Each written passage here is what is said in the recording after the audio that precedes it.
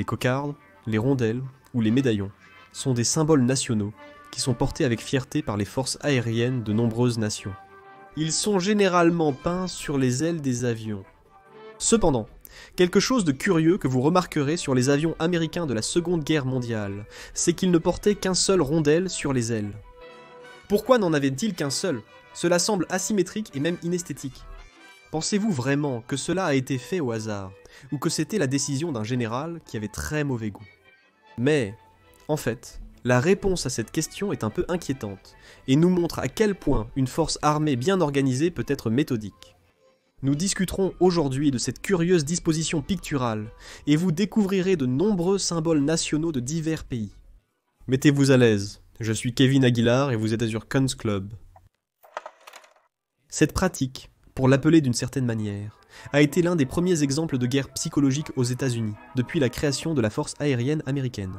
Ils peignaient les cocardes sur les deux ailes, mais simplement, un 26 février 1941. Il a été ordonné de repeindre toutes celles-ci et qu'elles devaient maintenant être peintes que sur l'aile gauche, en haut et en bas, sur l'aile droite.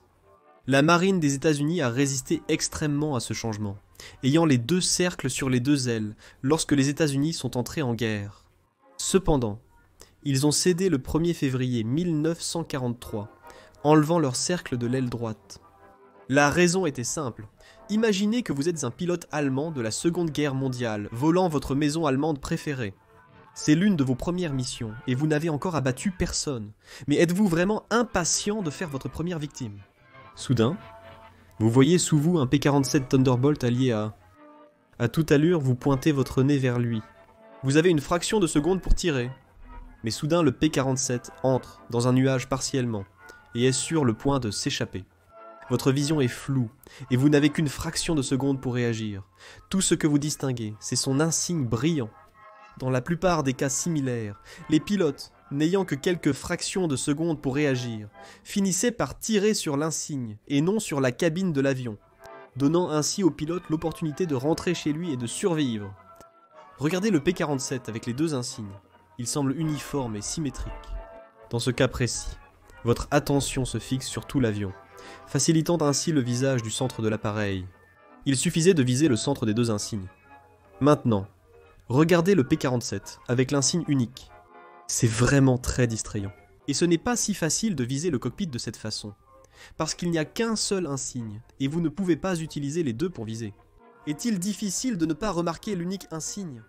Cela peut paraître absurde, mais cela a été prouvé maintes fois, dans les laboratoires, avec des pilotes expérimentés et novices, et aussi en combat, donnant des résultats favorables pour le cercle unique.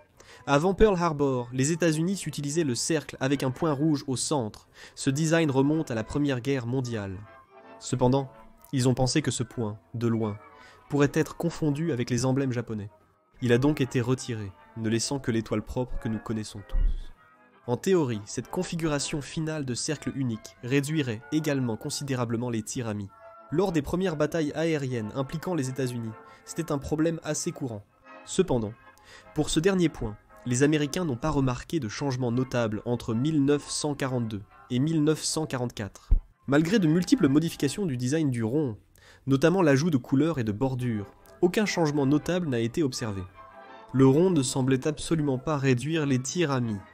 Cependant, les scientifiques militaires ont réalisé que le problème n'était pas la couleur, car elle était indistincte à de longues distances, mais que le facteur important qu'ils devaient considérer était la forme. Ainsi, le changement final qu'ils ont fait a été d'ajouter les bandes caractéristiques derrière l'étoile, et que cette étoile n'ait pas de cercle derrière.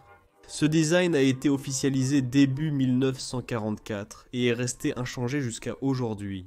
Avec cela, on a finalement constaté une réduction considérable, tant en termes de pertes dues au tir dans le cockpit qu'au tir ami.